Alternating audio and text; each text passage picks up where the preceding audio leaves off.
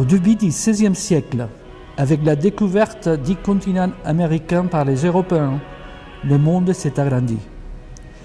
Dans le même temps, l'héritage gréco-romain, qui avait attisé le rêve civique de l'humanisme de la Renaissance, suscite un intérêt croissant.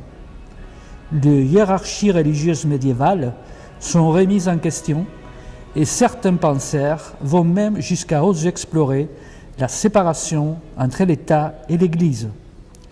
Rien de tout cela ne va cependant affaiblir le rôle de la religion dans la sphère publique, et les tentatives de réforme de l'Église seront à l'origine d'une interminable vague de conflits.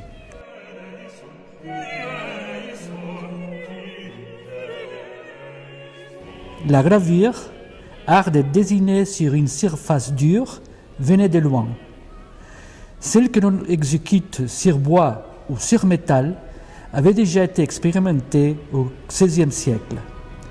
Quant au recours à la xylographie et à la calcographie pour produire des estampes et des illustrations, il remonte en Europe aux premières décennies du XVe siècle.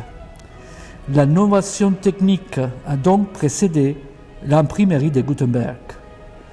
L'expansion de la gravure s'explique en partie par une plus grande disponibilité du papier en Europe et aussi par le succès que connaissent les cartes à jouer à la fin du XIVe siècle.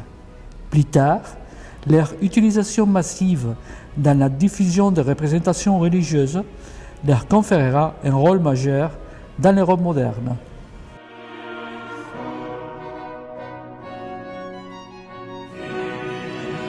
Au début du XVIe siècle, les représentants, tous deux issus de l'humanisme, de l'aspiration à réformer l'Église, sont les cardinals Cisneros et surtout Erasme de Rotterdam.